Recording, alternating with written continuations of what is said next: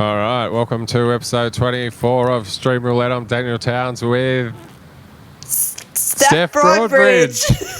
How are you, Steph? I'm good. This week we watched How to Change Your Mind.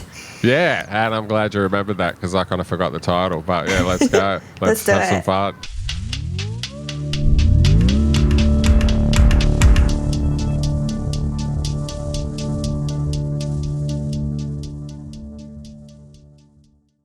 Welcome to Stream Roulette. I'm Steph Broadbridge and I'm here with Daniel Towns. How are you, Daniel?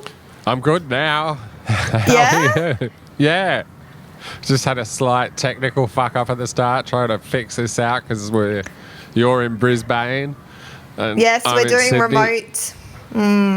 Yeah, and I messed something up. So we recorded, luckily we only recorded like 30 seconds, but still it was frustrating because of the 2 minutes trying to figure it out. Yeah, So but how seamless was it at take two? We nailed that. We did nail that. And now we're about to get to the Splendor story even faster. So you're in Brisbane killing time, but you did Splendor in the grass. I did do Splendor in the grass. Were you there for the full 4 days? I was there technically I was at Splendor in the Grass for 2 days, but Yeah. I arrived in the Gold Coast on Thursday at 4:30. Yeah. And then I was at the airport. And Yeah. then 5 hours later, I was still at the airport. What the fuck happened? Well, I don't know if you've seen the news, but there was some weather. Oh, yeah. The weather was pretty rough, wasn't it? Yeah, so what happened is the shuttle bus that they'd organised to pick up the people before me had got stuck in the queue of people that were trapped in the mud trying to get down to the campsite. So there was no one to come pick me up at the airport. So there was a group of comics on a bus, sort of halfway between Gold Coast Airport and Splendor in the Grass, and then another group of comics at the airport. Yeah.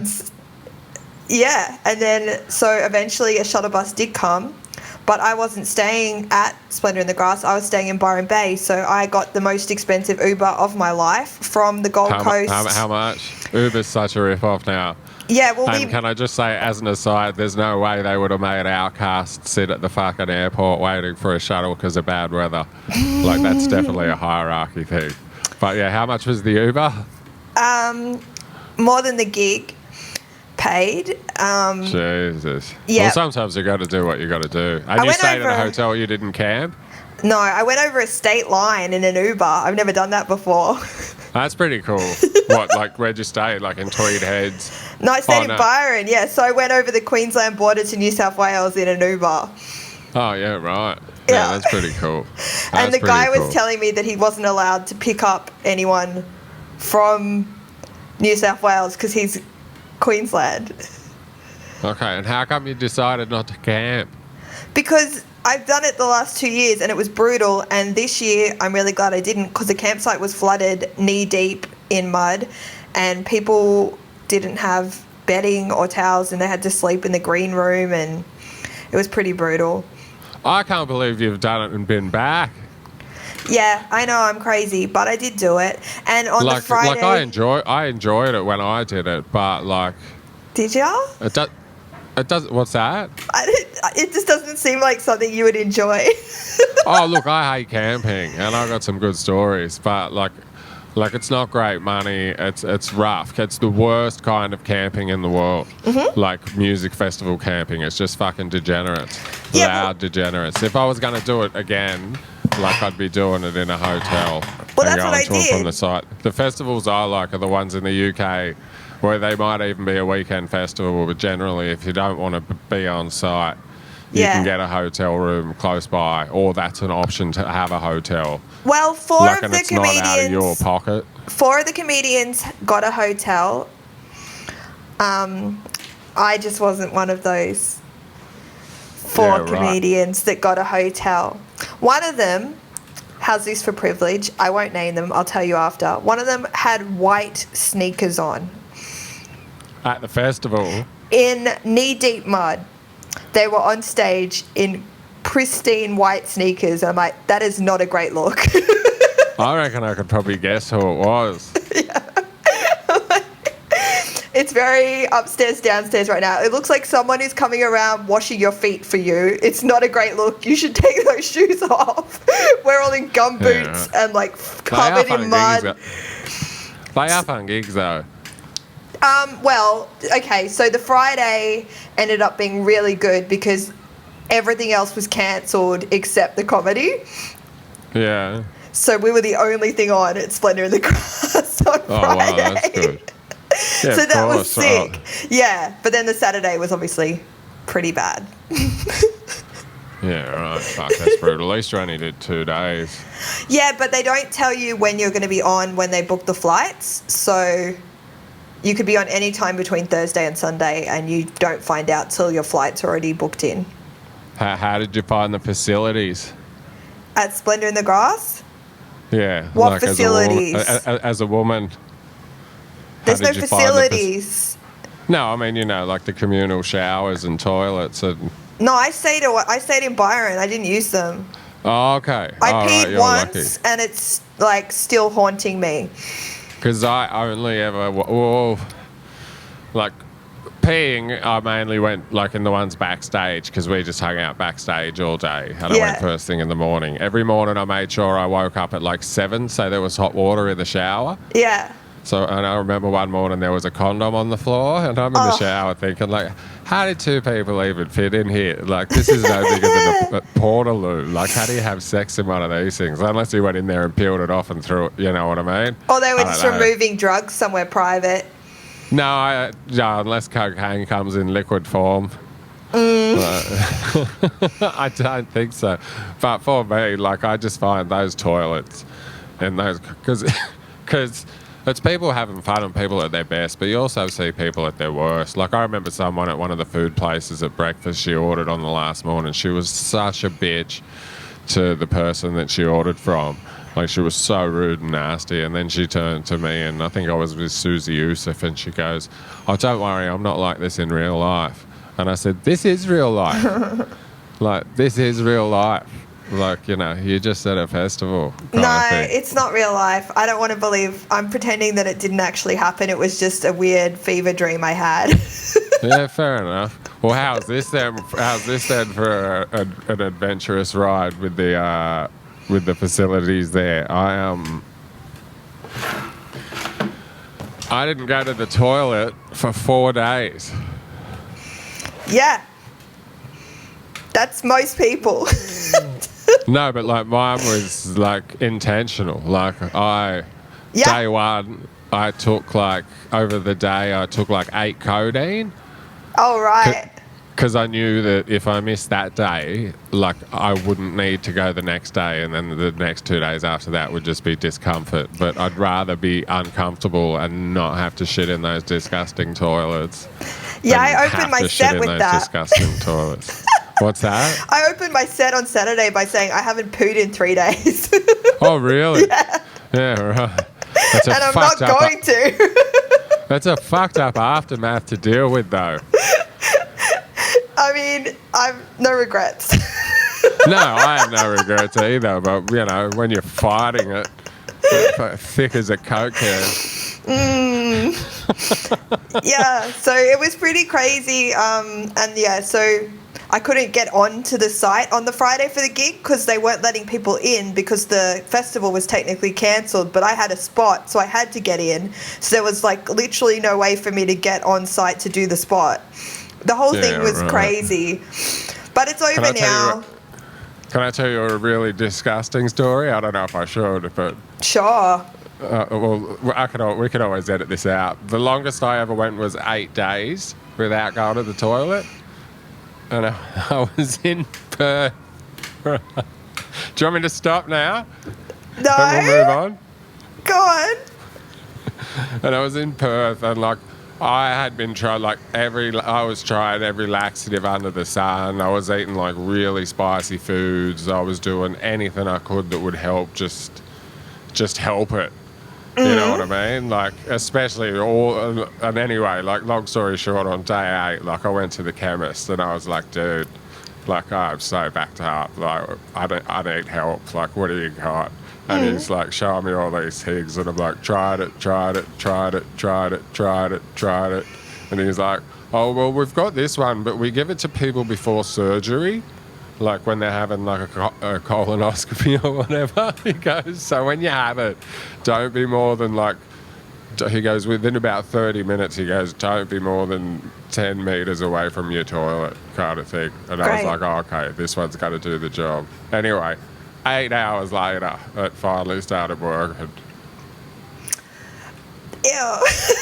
Yeah, I know. There's nothing really good or funny about that story. I don't want to get into the pain that was experienced during the process. Do you know what was crazy, actually? Like, not just toilets, because I imagined, like, everyone was just covered from head to toe in mud, and I'm like, people are definitely just peeing themselves at this point. Like, there was no point going into the Portaloo, because everyone's wet and muddy. Like, you would just pee, probably. But the weirdest thing was, I don't know how many people were there, thousands and thousands of people, all in gumboots, all completely fucked off their heads on drugs, and I did not see a single stack. Not one. What do you mean? Like no one fell. Over? No one fell. The mud was like knee deep. Yeah, right. And I love how they still get the drugs in there, even though like there's a heavy police presence. There was not a heavy police presence. Oh, not this year? I mean, relative? No, absolutely not. They were like, because they didn't want to get muddy, so they weren't like anywhere fair near. Enough. Yeah, that's true. They're never out on the roads much doing nubbies when they're training either. Yeah, plus but you didn't want. The year I was there, they were there. They were like searching, confiscating. Yeah, and I was walking around the festival thinking to myself, man, I'd never do it, but it was like, oh, what if you were like the Robin Hood of the music festival, and you went and stole back all those drugs that had been confiscated and then just gave them out to everyone? Well, honestly, I reckon like it was in their best interest to let people be on drugs, because being sober for that was unbearable.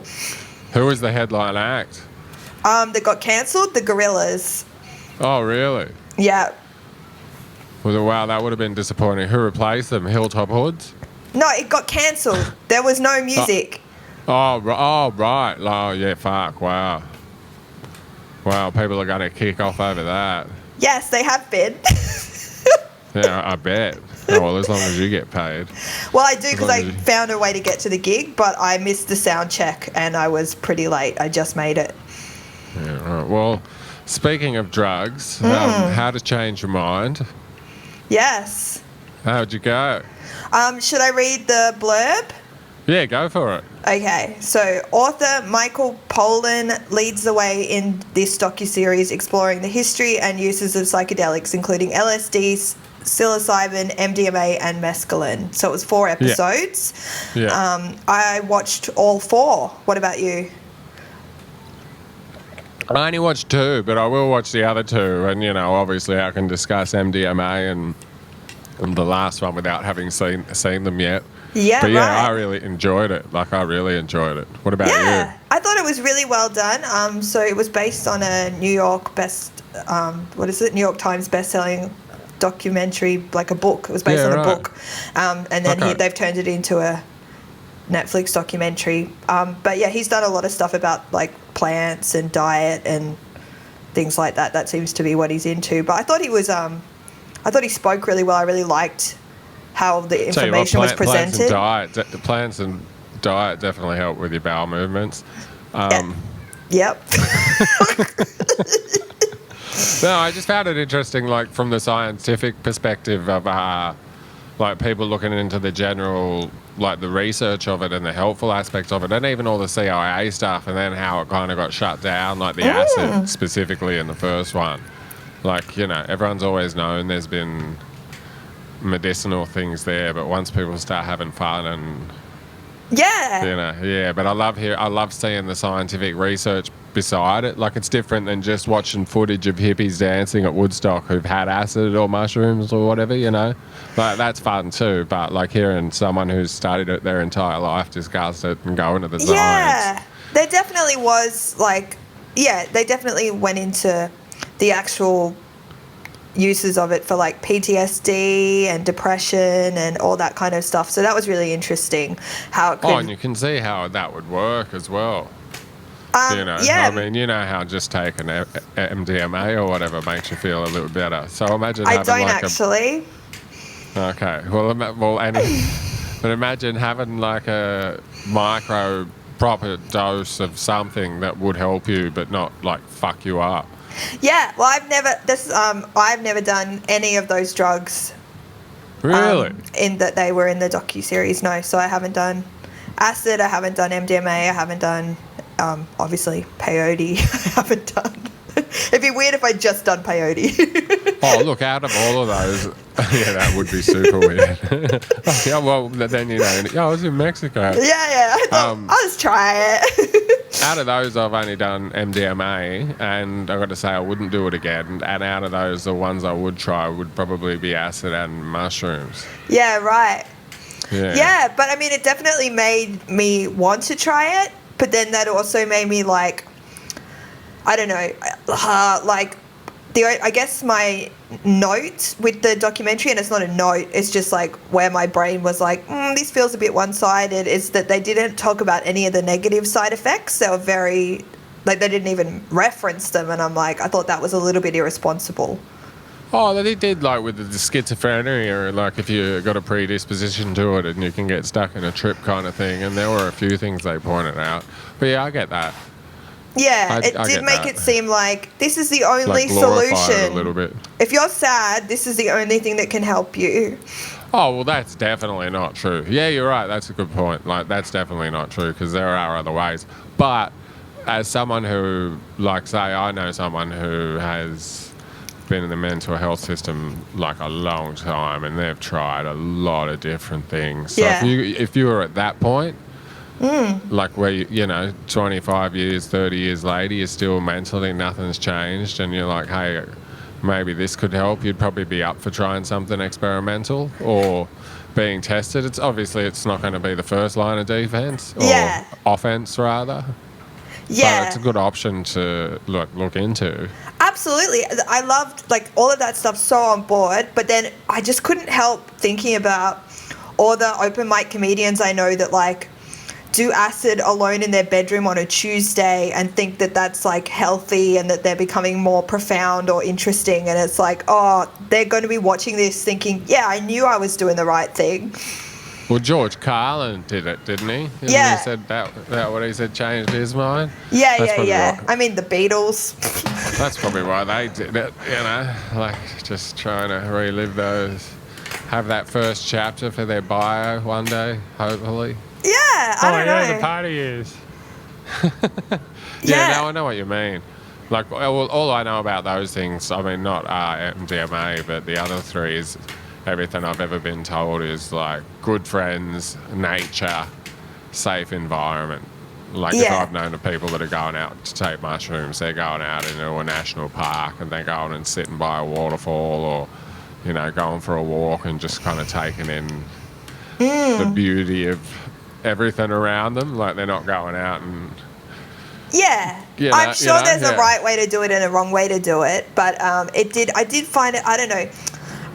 And then this is more like a me issue. I don't know if you relate to this at all or if this is just like a Steph problem. But I have this mindset that taking drugs is cheating. Yeah. Like especially at Splendor in the Grass, because I was sober having a miserable time and people were on drugs having a good time and they were like, I'm having a great time. I'm like, yeah, but you're cheating. You're cheating. Like experience this as reality, sober in the brain that you have now, and tell me that this is fun. Otherwise, but if you're not working, why can't you cheat? You can, but in my mind, I see it as cheating, and it makes me like actually mad at people. I'm like, you're just cheating. So like, part of me when they're like, yeah, I fixed my PTSD by drugs, I'm like, that's cheating, which is ridiculous. But do you not cheat because you have a like addictive personality and you can't? Yeah. There you go. So that's a you thing, not a them thing. No, but that's what I'm saying. I'm taking full responsibility for it. But it was just in my head when I was watching this the whole time. I'm like, that's cheating. You're cheating. There's another way to get around it. Like, yeah. Oh, totally. And an enlightened perspective. Yeah. You should find mindfulness without it. The bottom is whenever you stop digging. Yeah. Hey, I finished Mum. Did you? Like, round of applause for me. Come on, give it up. Give it. Come on, I want to hear some clapping. I'll add some in. I'll do it myself. That's me. I finished it. Did you finish it? All right. Did you finish it sober, Daniel? Yeah. Oh, well, yeah. All right. I'll pay it then. Yeah, no, I did. It was actually very helpful. No, it's good. No, like, yeah, you know, like, obviously everything you said, like, early on stayed true, and towards the end it got even more formulaic, and, you know, it probably went on a few seasons too long. But, like, it's still a fun, entertaining show. Did you like the ending? Did it end in a way that felt resolved for you? Oh, look, yeah, they all had their journey. Like, it did have a narrative. Yeah. You know, they all went on their little, they all had their stories. Yeah, it wasn't just like, you know, funny things happening to funny people. Like, they all went, you know, like someone wanted a baby and couldn't conceive, and then, you know, that was a whole story arc for quite a while. And, you know, yeah, someone got out of prison and was getting their life back on track, and that was a storyline. And yeah, there was a lot going on. Yeah, like, right. It wasn't just, yeah. Like, there was probably a bit too much, but yeah. Like, I felt like I almost feel like they could have got rid of the first 2 seasons with the kids. Yeah. You know, because once they were gone, they were rarely referenced. Yeah, right. Okay. You know what I mean? So if they could have just set it up from where it was, and you know, had a daughter leaving home in episode 1 or something, I don't know. But yeah. Well, I might revisit it. What's that? I might revisit it. Oh, you don't have to. It's a long fucking show. 8 seasons. I got time. I'm sober. Yeah, fair enough. So yeah, out of all 4 episodes, which one did you find the most interesting? So I mean, you didn't watch it, but the last episode was the most interesting. They were talking about the cultural ramifications of peyote and the Native Americans, and I thought that was really interesting because there's a group that they have called Decriminalize Nature movement.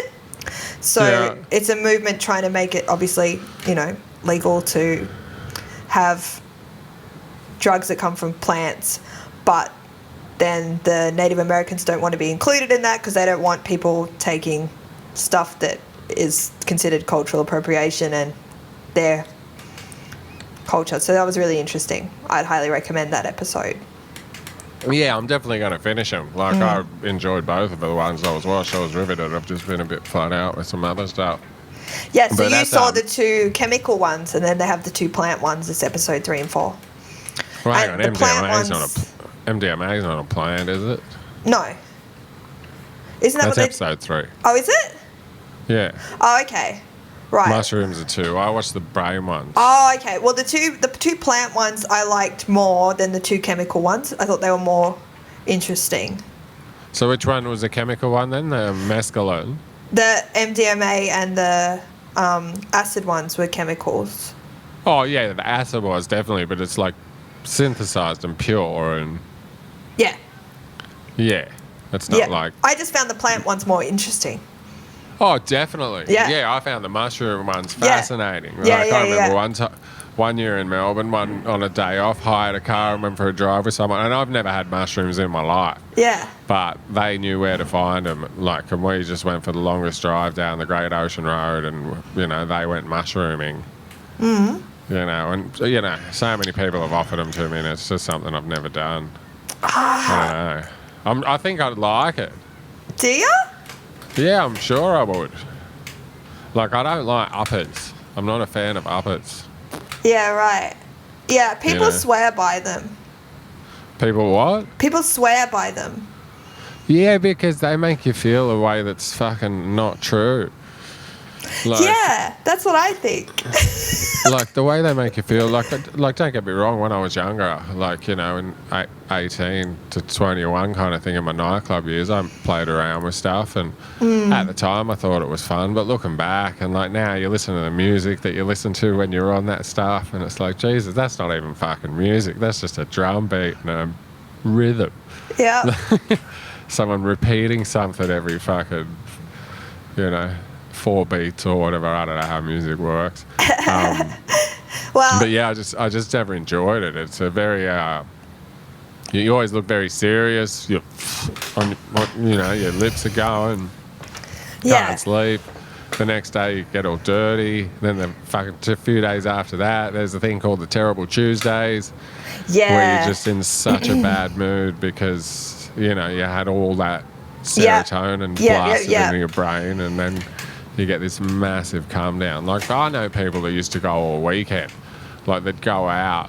Like then they'd go to day clubs or they'd go back to someone's house and just do more lines and ketamine and fucking all that shit. And like I never got into that stuff. I thought that was the weirdest thing I ever did was had a bong after I'd been out all night, and I was like, fuck, that is the weirdest feeling in the world. Really? It was so weird because it was broad daylight. I was off my chop, so so it was already felt weird. Yeah. And then I did that. And it's like, this is too much now. I gotta get home. And I rarely say that. You know what I mean? Like, I rarely say I don't feel good. I need to be at home. Like, yeah. Yeah. Wow. I tell you what else about drugs I find, apart from like the side effects and like what it's doing to your brain and all of that stuff. And this is just something I learned from Splendor in the Grass. Is it's a lot of admin.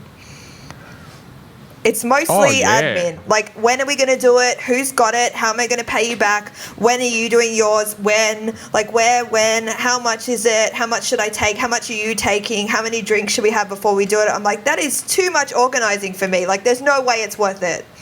Oh, not only that, it's even the procuring it. Yeah. That's it. It's like, it's so much admin. I'm like, you spent 12 hours so that you could have a good time for like half an hour. That's crazy. I would say, though, like most people are no more than 2 phone calls away from getting their hands on pretty much anything. Yeah? Most people. That's a big call. Yeah. Like, all right, 50% No, I'm not saying of you're wrong. That's crazy. You reckon? Yeah, like I'm not saying further calls won't happen after that, but like say I call you and you go, well, I can't, but hang on, I know someone, and then they ring someone. Yeah, true. And then, but we are comedians. I reckon most comedians are definitely 2 phone calls away, but I wouldn't know about everyone else. Okay. Most comedians are probably only 1 phone call away. Yeah, most comedians just go into their handbag.